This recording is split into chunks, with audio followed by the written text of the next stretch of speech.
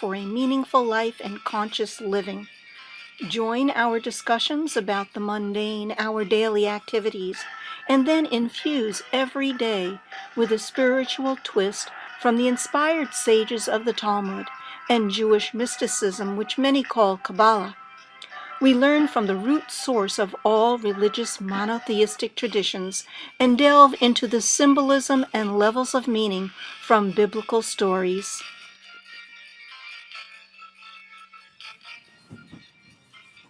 A very good morning to all of our audience listening on live. We're so happy that you are joining us today. And if you have any questions or comments or just in general, let us know that you're listening. That'll be great. Just chat with us and let us know you are listening and you are enjoying the class. That means a lot to us.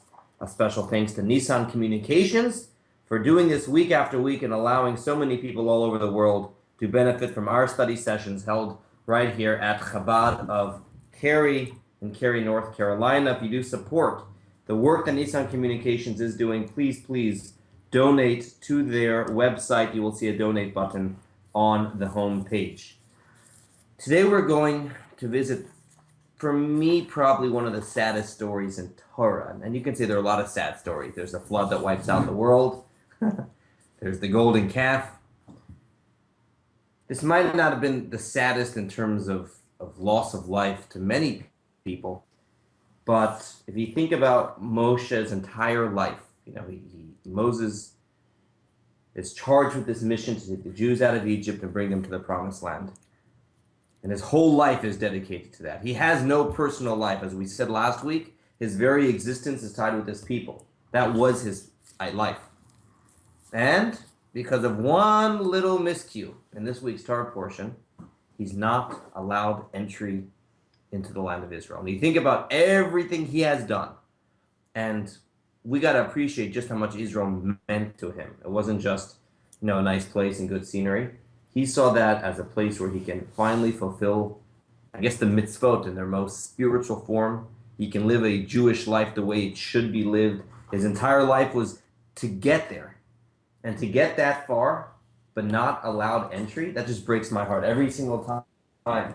Good to see you, Edith. Every single time I read the story, every single year you think, Rabbi, I already know what's going to happen from last year, right? You don't get sad again. I do get sad. I read God telling Moshe, you're not allowed to go into the land of Israel because of this story that we'll read about, a well-known story. And it just breaks my heart every single year. And we got to try to understand that. There's a lot we don't understand. Every week we touched in some way why bad things happen to good people, and there's so much that we don't have answers to. But in this case, it's a little bit different, because God specifically tells us in the Torah, Moshe, this is why you're not going in. It's not a mystery. So that's when we have the question, is there no mercy? Is the margin of error so little? Was the offense that bad that warranted such a strict punishment? Why was it that Moshe was not allowed entry into the land of Israel?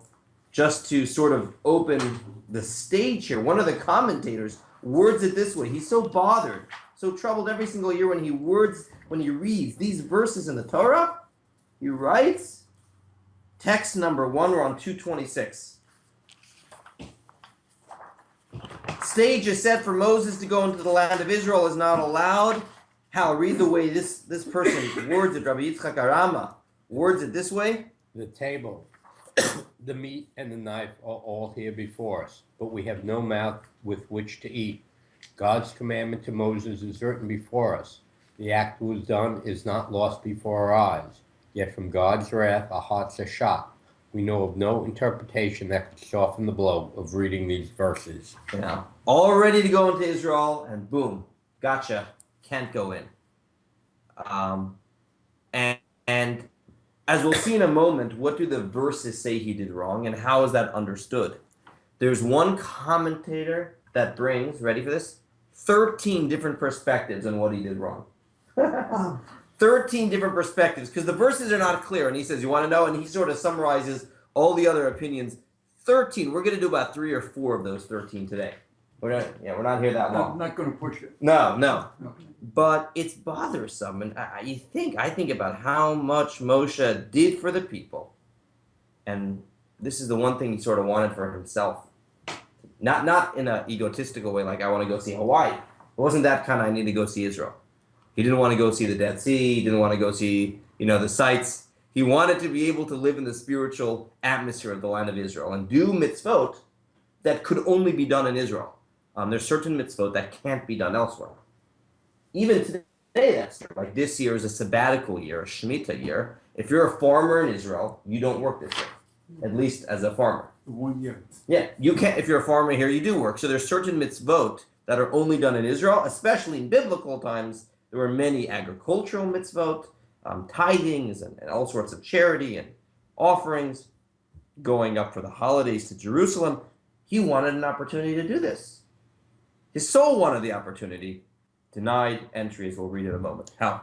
In the introduction, you said something that God said to bring them to the land of Israel. He did bring them to the land of Israel, so I'm wondering when first God talked to him, if he used those words that you just said, that God said to bring them. That's what you said. I don't know if that was right. God told Moshe to tell the Jews that they will be going into the land of Israel.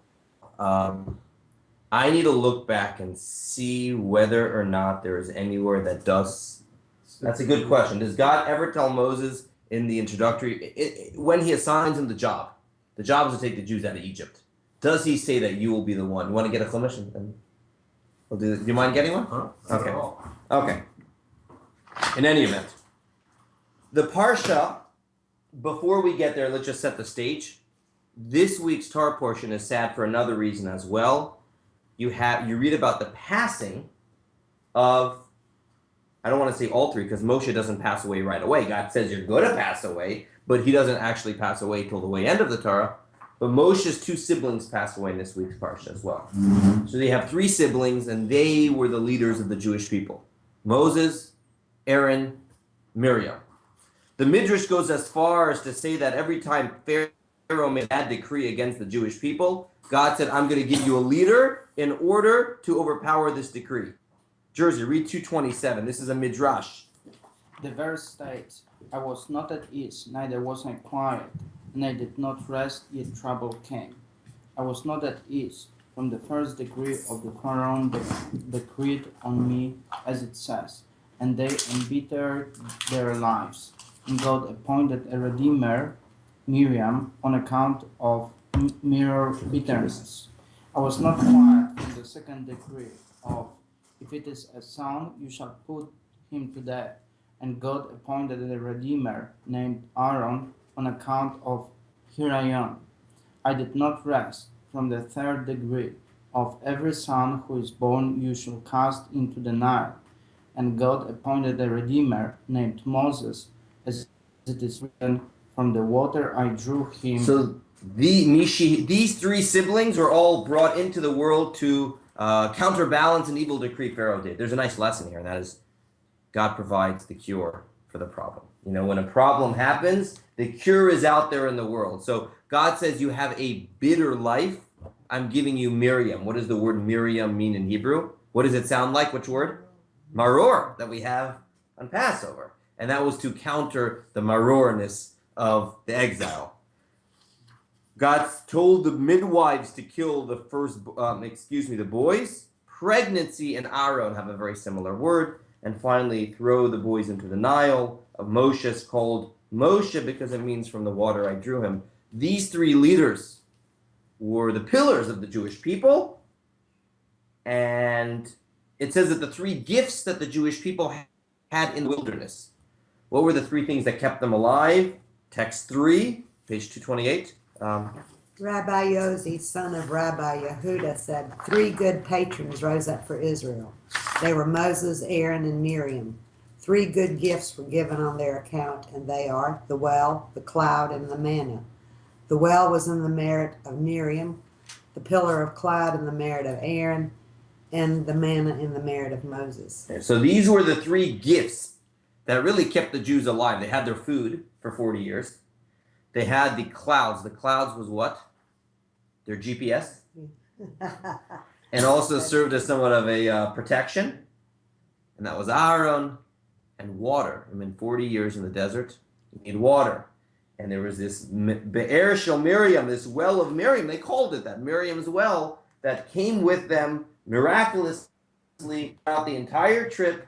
And the Torah says that was B'schusa Shel Miriam, that was in her merit. Why do you think Miriam was given the merit of the well? Any guess? Why Miriam the well? Put the water with Moses being born. She stood by the water when Moses was born, protecting him, watching him, remember? Because the mom put him in the river, and Miriam went to see what would happen, and she was the one that stayed with him. She was the one that later told Batya, go find a Jewish woman to nurse him. So since she stood there with the water, she was rewarded, and the Jewish people later got water through her. Wouldn't she be so old though? I mean, if she was able to watch Moses. She was a child then, and how many years later was it? Yeah, she was a child then.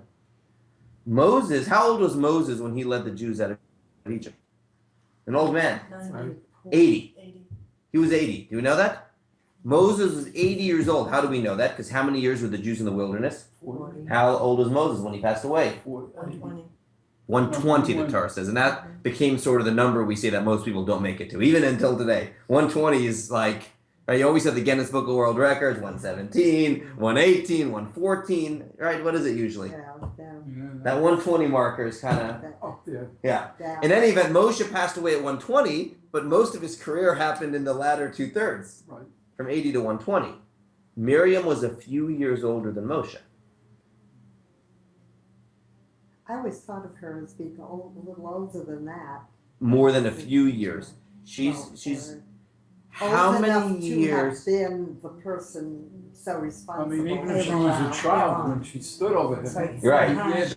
She's You would think a teenager, Correct. almost, She was yeah. 100. There is somewhere in the Torah where it says the differences in their ages. I don't know it offhand. It's a number. I don't know if it's 10 or 15 or 8 or something like that. It's out there. She's an old woman as well. She's the oldest. Miriam is the oldest.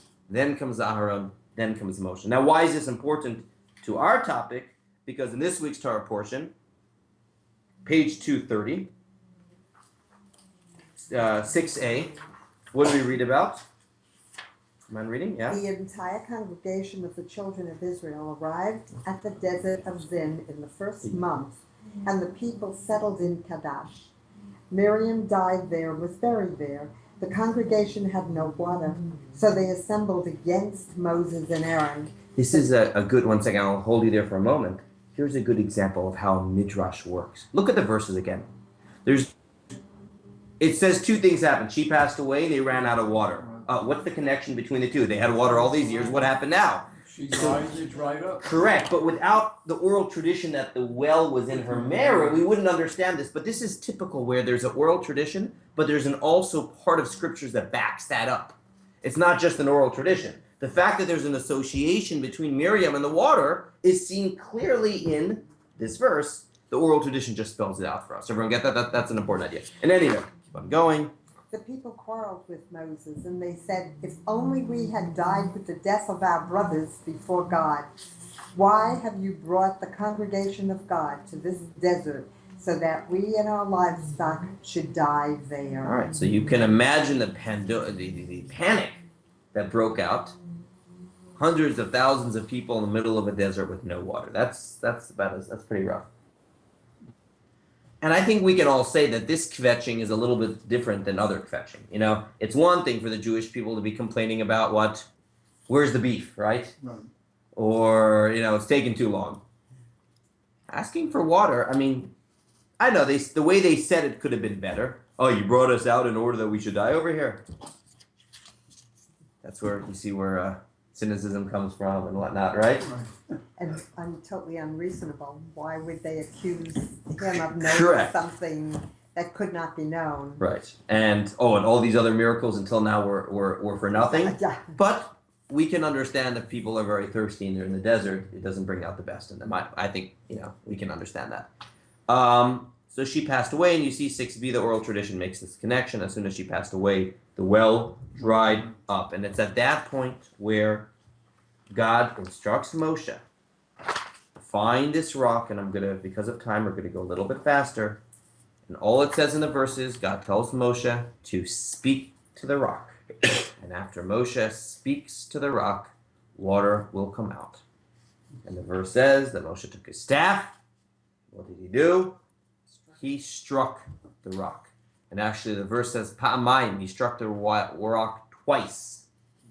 First is sort of a warning. It didn't work right away. Struck it a second time. And then the second time, water came out. And right after that story is finished, here is the text. Text 9. Read, please. God said to Moses and Aaron, since you did not have faith in me to sanctify me in the eyes of the children of Israel, therefore you shall not bring this assembly to the land which I have given. These are the words of dispute. Right, in Hebrew, Mei Meriva, right? Yeah. Where the children of Israel contended with God, and he was sanctified for them. That's it. That's all that happened. God told Moshe to take, interestingly enough, I don't know why they don't actually quote the verses here. It'd be good to see it. Let me just read the exact verses for you so you hear what he was told to do and hear what he did. 2012, I think. What page? 2012. Thanks. Rabbi, while you're looking at that, I'm going to ask you something. Sure. When it talks about that much water which drowned whoever had rebelled, most of the people did rebel after he struck the stone a second time. The rebel this is here, yeah. Midrash, right? Correct. Okay.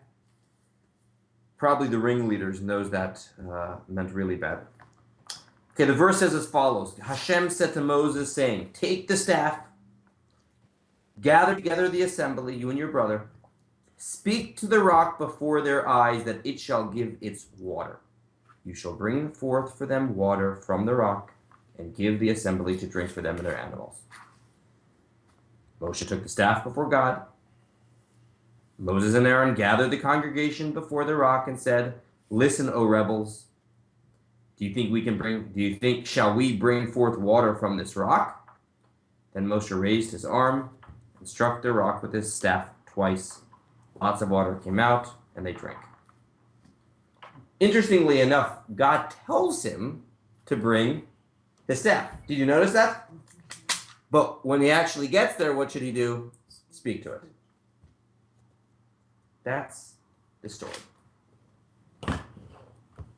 So, is it a gotcha moment? Ha, I got ya. I told you to speak to it. Where's the justice over here? And interestingly enough, Aaron is also punished because Moshe and Aaron are both commanded to go together. Even though Moshe was the one that did it, Aaron stood by and allowed it, and he understood what the decree is well. Is it because of anger? I mean, I know it's because he Interesting. used the staff. I mean, I thought that was. So that's going to be because he one of used the 13 God's answers. things. One of the 13 answers is going to be the anger component. Let's get there in a moment. Skipping this next section, let's now go to 236. So Rashi, the most basic of the commentators, basically says, what did he do wrong? He hid it instead of spoke it. That's the most literal. He was supposed to speak to it, and he hid it instead. It would have been a bigger honor, Kiddush Hashem, sanctification of God's name, greater miracle had the water come out just because of speaking. He lessened that. He hid it. Interestingly enough, how many times did he hit it? Twice. Why twice? Maybe the first time was a warning. This ain't what you're supposed to be doing, right? I heard a nice lesson as well, and that's whenever you use force instead of persuasion, you always have to, it doesn't come natural. Never yields the results. And this was sort of the warning. So that's the way Rashi looks at it. He didn't follow the instruction. But since he struck it once, a little water began to trickle Correct. out. And then something's wrong. Boom. You know, he didn't pick up the cue that there was a problem over there. He Okay. grew indignant. So let's do the 13 explanations, or at least a few of them. Are there any questions or comments from the online community, Amnon? No, not yet. Okay. And Debbie, if you are watching, please let us know. It would make us so happy to know if you are present and watching. Okay. So what exactly was done wrong? Look at the way this commentator writes. The text 11, Rabbi Shmuel David Lazato. Were you reading? Yeah. 11. So This is 30, okay. text 11, Our teacher 236. Moses committed one sin, and the commentary saddled him with 13 sins or more. As much I have abstained from delivering us into the matter for fear that I would arrive at a new interpretation, and I too would attribute a new sin to Moses, our teacher. See what he's saying? He's like, I don't want to even begin here. Everyone is giving Moses more and more sins by explaining what he did wrong. I'm just going to remain silent over here. We don't need to give Moses more mistakes over here. Easy to criticize. Yeah, exactly. It's easy to see what must have been wrong. There is one opinion that says that it wasn't gotcha. It was that it was not about what he did now. This was just a pretense. Look at the words of the Abarbanel in text 12. How? Moses and Aaron were punished for the sins they did. For Aaron, it was the sin of the golden calf, and for Moses, our leader, it was the matter of the spies. This is not to say that Aaron was amongst those who served the golden calf, or that Moses was the same as the spies, heaven forbid. Rather, Aaron, as explained in the context, constructed the calf with no negative intent. Moses' fault was that when the Jews asked him to send spies, they only asked, bring us back word by which route we shall go up. Moses took the initiative to then add the task of seeing if the people who inhabited the land, are they strong or weak, are they few or many. So he says each one had another problem. Aaron was a participant in some manner with the golden calf. He meant well, he meant just to delay. His involvement was hoping that Moses would come back. But at the end of the day, he was involved. Moshe, he was not the one who messed up with the spies. The Jewish people messed up by believing the report of the spies. That being said, Moshe sent them out and sort of tell me how strong they are. And, and those words, the Barbanel writes, helped fuel the spies' negative report afterwards. Now, it was sort of already decided at that point that would be their punishment. Later, there had to be a pretense. This is what it is. Where does he get this from? Like, especially Aaron's, we understand, but Moses's, where does he pull this from? What is his support text in the Torah that Moses' problem was with the spies? Isn't that a bold thing to say? Where does he get that from? So interestingly enough, if you look in Deuteronomy text 13a, and I'm going to just paraphrase this, when Moses recounts, in Deuteronomy, Moses recounts everything that happened up until now. And Moses talking about the story of the spies. You didn't want to go up, you rebelled against Hashem, and God heard your words, and God became angry, and he said that this whole generation will not go in. God was also angry at me because of you, saying, neither will you go there. Everyone see that? So that seems to suggest that there is a correlation between the sin of the spies, and at that moment, God got angry at me as well. The deed wasn't, therefore, it was already somewhat determined that I wasn't going to go in. It was just a matter of what was going to be the final kicker. What was the final kicker? The hitting of the rock, but it was already determined. So at least according to the Barbanel, it was not the sin of hitting the rock itself. It was determined already beforehand. This was just a pretense.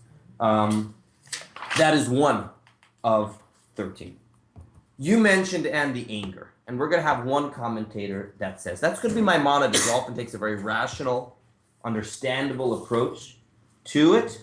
When you read these verses, the tone that you can get is Moses is getting angry at his people. Let's do Maimonides, text 14. Do you mind? Where are we? God said of the master of the early and latter ages, Moses our leader, since you did not have faith in me to sanctify me, Moses' sin was that he veered from that most important of character trait, patience. He veered to anger when he said, listen, you rebels. God reasoned that when a man like Moses grows angry in front of the congregation of Israel in a place where anger is not justified, it causes a desecration of his name. because everyone learns from all his words and actions. How could they witness such anger in him when it is one of the negative traits? When they saw that they had become angry, they said, "He is certainly not prone to negative traits, if not for the fact that God himself is angry that we demanded water, and when it is we who angered him. Moshe would not be angry. Yet, we do not find evidence of God being angry. He has simply said, 'Take your staff and gather the people.' We have thus resolved one of the greatest conundrums of the Torah, about which much has been said, the question which has been asked repeatedly, what sin did Moshe do?" So there are a few parts here. Number one is we know we make mistakes when we get angry. Mhm. We lose control. We lose control. And to be a Jew, to be a person, what is the power of being a person? Mind over heart. That our intellect is in charge of our emotions. We don't act instinctively. We can be thoughtful in that which we do. And we lose the ability to do that when we are angry. And number one would be Moshe getting angry. How do we know he's angry? He says, Shimunam Morim. Morim means a rebel. He called them rebels over here. And he gets angry at them. Do you believe that water can come out, you rebels? He loses his anger. And for the Jewish people to see their great Moshe like this, that's not a great learning experience. He's still human. That's true. That's true. And that's, we could say, what was his margin of error so little? Right. Well, are they saying that this also he's representing God and they're Oh, and then they're saying must be God's angry at us. In this case, God was not. And that's why I told you before, asking for water is not the same as the other fetching the Jews did. This was different. You're in the desert. It's a basic human need, survival, and it's scary. It's kind of scary. God demanded, the bar wasn't that high of us to expect us just to be sitting there in the desert. All right, everything's okay without any water. Didn't this occur like in the second-ish year after Egypt? Very early in the... There is another story in Torah, and this is what makes it even more confusing, and you mentioned it. So right after the Jews left Egypt, and they first come to the desert, they don't have water. That was before Miriam's well was introduced. At that time, God says, take your stick, ready for this one? And hit the rock. Moshe hit the rock and water came out 39 years earlier. So that happened in Exodus. 39 years later, they don't have water again because Miriam had passed away. Let's assume we'll do this. And Moshe, you can imagine, I did this once, it worked. You're telling me to take the staff again. And that would really show us, I think that really lines up well with the Abarbanel, who says that this is really a pretense for something else. Right. Why else would God say, Take this there. I did see a beautiful interpretation on that once. Why would it be that the first time God were to say hit the rock, and the second time not to? Because the first time when he hit the rock, it depends whether he had an audience or not. The second time he did have an audience, because remember, he was told to gather the elders. And First time he also had an did audience. he First did have time he had an an audience as well. What about listening? I keep thinking about those people who, with the rabbi whose students died because they did not listen. And so in many ways, did Moses not listen? You're saying just disobeying God's. Or just not even listening to what he had truly said because of the anger? I think that maybe blocked. Well, Maimonides says it's anger. Rashi says it's hitting versus speaking. And my question here on Rashi, on the literal, is if speaking was good, if hitting was good enough the first time, what changed? One answer is he wasn't told to do that the second time. He should have listened. Because Moses, the first time, was talking to a people that were in a state of Mitzrayim. Now, 40 years later, they are in a spiritual state. So it's a different way to communicate with people in a spiritual state versus a Mitzrayim state. Beautifully said. And I heard this perspective once. Let's go beyond the literal rock and water. In our own lives, we have a tough outside, right? And we're trying to extract the love inside, the heart inside. We do this with kids. We do this when we discipline. There are some times, unfortunately, where there's no choice but to use, well, I don't know about anger, but to use force. There are times in life where we use force. And that's when you believe that You're there's no alternative. So hitting the rock to get out the water would mean the Jews are, as you said, still tied up in the Egypt and the immorality of Egypt. They are a people that are still trapped by Egypt. And therefore, at that point in their journey, they had to be beaten, not literally. This is all a metaphor over here. But 39 years later, after 39 years of eating the manna and learning Torah and having revelation at Sinai, and you've grown, not that you're perfect, but you've grown, now we can have a conversation. Now I should be able to speak to you to bring it out, not hit you. So this is a meaning on why maybe God gave different commands the two different times, and as a lesson to us, are there those times we jump too fast to discipline and not speak? Sure enough. Yeah, but we need, because Moshe knew his people. Sometimes you know your people so well, you don't see them growing up. You're still relating to them the way they were when they left. I heard and again, you want to hear a neat proof for this idea? I'm not telling you proofs.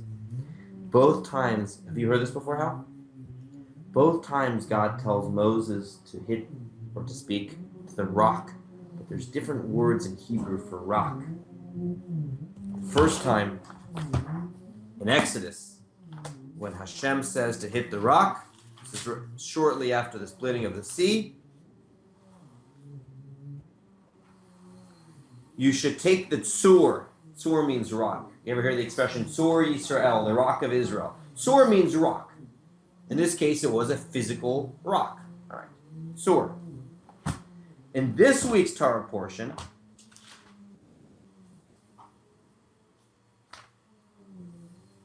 Selah. Selah also means rock. Is that S-E-L-A-H? Yeah, S-E-L-A-H. Okay. I guess. In Hebrew, Samech, Lamed, Ayin. Samech, Lamed, Ayin. All right, those are the three Hebrew letters that make up the word Selah. Ready for this one? Take the middle letter of those three letters. Now, what I mean by that is Samech is the first letter in Selah. Spell Samech for me. We really need a PowerPoint over here. S-A-M-E-C-H. Okay. What's the middle letter of that in Hebrew? Mem. Mem. Good. Okay. So Samech's middle letter is Mem. All right. Hold that. What's the next one? Selah. Lamed. What's the middle letter of Lamed? Lamed. No, it is Lamed. Selah. S-E-L-A-H. Mem. Mem. So we have Mem, Mem. And what did I say the last letter of Selah is? Ayin. What is the middle letter of Ayin? Ya. Ya in Hebrew is? Ayin. A Yud. Mem, Mem, Yud. What word in Hebrew is Mem, Yud, Mem? Mayim. What does Mayim mean in Hebrew? Water. Okay. So in other words, what is the, did you get that or not? Mem, Yud, Mem is because I'm transliterating. Okay, but You the need to clarify middle, next time. I have to write it out. Yeah. If you take the word Selah, and this is, we're all subject here, but it's fascinating. Selah, middle letter of each one, spells out the word water. In other words, the first time in Torah and Exodus, you were speaking to a rock that was hard. And the only way to get out its contents is break it. Later, the moisture is inside. These are people that have witnessed God at Sinai. They have the moisture inside. The moisture is inside. The Mem, Yud, Mem is hidden inside of them. All you have to do is bring it out. Moshe, are you still treating the people like the infant nation? You don't have to do that anymore. You don't have to do that anymore. Maybe that would be another reason he wasn't allowed entry into Israel, in that it was not that it was a punishment, it was a sign that now that it's a new generation, they need a new leader. Moshe was so strongly identified with the nation that left Egypt, for the good and for the bad. This was indicative that it was time for someone else. This is another explanation that's not even given, but it is interesting. Yeah. Is that the same Selah that's in some of the Psalms? And Correct. There, Selah means like powerful. It's another expression for forever. My battery's low. Give me a moment to charge this. And he's powerful. I've been trying to figure out exactly what it does mean. Because you know what you think of it, blessed be his name. Don't ask me. I have no idea why I'm trying. Okay. So we've had a few explanations. We have Maimonides that says it was mainly the anger. Rashi says he didn't listen to the instruction of speaking. Let's do one more. Nachmanides. Nachmanides rejects Maimonides. Go figure. Nachmanides, the Ramban, does not like the interpretation of Maimonides, who says it was because of anger, and he actually is quite blunt about it. 15a. He adds nonsense to nonsense. For the verse states, "You defined my word," meaning that had gone against God's words. It states, "You did not have faith in me," meaning that they did not have faith in God. The punishment was not because of anger. Furthermore, Aaron never grew angry in his life, for his way was one of peace and composure. Nachmanides does not like making this about anger. Why? Because the verse doesn't say it's because you got angry. The verse says, because you didn't listen to what I said. It says, don't make this about something else, especially because Aaron, we know Aaron's personality was one of peace. Yeah. It occurs to me, we don't know what Moses was thinking. Yeah. We're talking from our... Yeah. So why don't you elaborate on that? Well, I mean, he may have said, for example, that maybe this way would be better. Right. This is what, for some reason, he felt this is what the people needed to see. It's true. And I guess even there, we're saying that might be true, but he didn't listen. Right. Finally, this is We number... don't know how conscious it was. Correct. We don't... And maybe that is why Nachmanides doesn't like Maimonides. Maimonides says it was a moment of anger and he lost it. Nachmanides said, don't make it about that. Because if you're saying that, you're saying it was not conscious. You're saying it was not deliberate, it was not mindful. Maybe it was mindful, it just was not the correct path in hindsight. And Nachman said it from a point of anger, though. He said he adds nonsense to nonsense. That's good. So... Nachmanides doesn't like Maimonides. What does he like? He prefers, and this will be the second to last one we'll do. He prefers that of another rabbi whose name was Rabbeinu Hananel, who says something very different. The most plausible in all that was said is this, in this regard, which is a good rebuttal for questioners, are the words of Rabbeinu Hananel. Mm-hmm. He wrote that the sin was that they said, "Can we draw water for you from this rock?" They should have said instead, "Can God draw water?" In the same way they had said, when God gave them the evening meat to eat. This left the possibility open for the people to think that Moses and Aaron, with their wisdom, could draw water from the rock. This is the meaning of the verse, "You did not sanctify me in the midst of the children of Israel." When they said, you think we can draw water? We? You're messengers of God. It's not you. Especially with these people that could make the mistake in thinking it was you. So he writes that was the problem, and that is why God says, you didn't sanctify me, you made this too much about your role here, not God's. So we have Nachmanides and Rabbeinu Hananel that says it was the we, Rashi who says it wasn't listening, Maimonides who says it was anger, and Abarbanel who says it was really a pretense for something each of them did much earlier in their life. But to finish, and I think this is what the take-home here is, one last one, and this is a basic midrash, and I don't know why this really predates the other interpretations that were given, but the midrash writes, it wasn't the anger per se, there was a word in there. There was a word of Moses when he was talking to the Jewish people that did not belong there. What is that word? Listen, you. What was the word? Rebels. Rebels. And let's. Why? What's wrong with that? Well, you can just kind of tell he's tired. He's very tired, I think. And it's kind of like the kids at the end of the day. When you could say, you little monsters, go to bed. It's a build-up. Listen, you rebels. In other words, the number one, but a very important trait of a leader is to believe in the people. You need to believe in the people, and you need to believe that the people have faith. Even though time and time again they have shown that they don't, their faith is not always perfect. You need to believe they have faith. And this would go together with the opinion I said earlier, you need to believe the water is inside of them. They're not rebels. They have a confusing moment. They're afraid. They don't have water. That's okay. They are not rebels.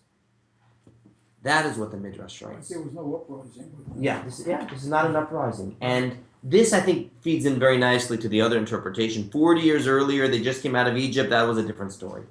These people have developed faith in God, on God. They're not an infant nation. You need to believe in your people.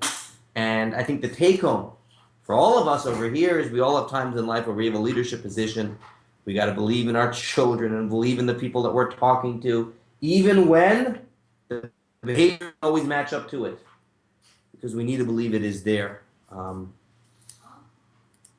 The beautiful story when someone once was coming to the Rebbe, and they proudly told the Rebbe that they recently began a high holiday beginner service for children that have no background, no Jewish background. That was the words they used. So Rebbe, aren't you? I'm sure it brings you a lot of nachas, pride, that you should know that in my town I started this beginner service for Jews that do not have any background. And the Rebbe said, what? Person thought maybe the Rebbe didn't hear. Said it a second time. Those same words started a beginner's meeting for Jews that don't have any background. I didn't. The third time, and then the secretary's like, no, it's not that the Rebbe didn't hear. The Rebbe wants to say something. The Rebbe says, go back and tell them they have a background. They're the children of Abraham, Isaac, and Jacob, Sarah, Rebecca, Rachel, and Leah. In other words, if you look at them like they have no background, they don't have a background. If you look at them that the neshama, the soul is inside, and it's just a matter of getting that water out, that's a different story. So that is our perspective. We need to look at children that way. Just this week, I was having a conversation with someone. Yeah, my children, they'll know. Don't say never. Don't say that. Don't say that. We don't say that. Don't say never. Right now, it's not coming out. It's not just children. It's coworkers and colleagues. That is leadership. You have to believe in your people, and this would be perhaps again one of the problems and one of the reasons, according to the Midrash, why Moshe wasn't able to lead them into the land of Israel, because he had lost faith in them. And that doesn't make you able to be a leader when you're at that point. All right, so I think we will hear it here. One other interesting tidbit about this is another time in history where there was a Jewish leader that lost faith in his people. And let me begin by saying, at a Jewish circumcision, a bris, you have a chair of what? There's a chair of, it's called Elijah's chair. Kisei shel Eliyahu. What's Elijah have to do with a bris, a circumcision? You don't know? Why do we make a big deal? There's another time we also make a big deal with Elijah, and that is Pesach. So what's these two times? Well, isn't it your Jewish identity? But why, where does Elijah come? I mean, there's a lot of, Moshe's chair, Miriam's. Where does Eliyahu Hanavi, Elijah the prophet, come in? So there's a story where Elijah the prophet, will finish text 18. There's a time where he escaped to Mount Carmel. He got frustrated with the Jewish people. Text 18, we'll finish with this. Elisha escaped to Mount Carmel, as it says, and he arose and ate and drank, and he went. While he was there, God appeared to him. He said to him, Elijah, why are you here? He answered, I have been zealous for the Lord, the God of hosts, for the children of Israel have forsaken your covenant. I'm running away from them. I'm done. I'm here for your sake, God. So God said to them, God said to him, "You are forever zealous. I swear that no circumcision will be performed until you see it with your eyes." This is why the sages instructed that a special chair be set aside for the angel of the breath, Elijah. You want to see the Jews' dedication to their religion? I'm going to make sure you're present spiritually at every single circumcision, and you will see. And similarly with Pesach, and how interesting is it that Ad Hayom Hazeh, until this very day, I would say those are two of the traditions that Jews have hung on to, perhaps so much more than so many other things. Isn't that interesting? That these two areas. So don't give up on the Jew, and don't give up. This is really universal for all people. The same thing is true in the world that we live in. I think people often, because of violence, because of the media, because of horrible things that happened last week in Charleston, or this week with the people running away from the prison. I mean, that's what everyone's talking about. They want us to believe that, the average person, you hear so much about the bad, it's easy to give up on humanity. And it's not true. I believe that the average person's a good person in this world, wants to do the right thing. Are there things that get in the way? Absolutely, there are things that get in the way. But it is important that we believe that. Now, we can't be gullible. We have to know that there are times, like we had in the Parsha, where you can't talk, unfortunately. You have to hit the rock, right? But most cases, the water is there. We just have to bring it out. And we can't lose sight of that and lose faith in that. We'll hold it there. Any questions, comments, online community? No. All right. Thank you for those that did tune in. I would love to hear from you if you are listening. We'll be here, God willing, next week, next Tuesday, for the next session of Lunch and Learn. And again, a special thanks to Nissan Communication for making this possible for all our online viewers. Thank you and have a wonderful week.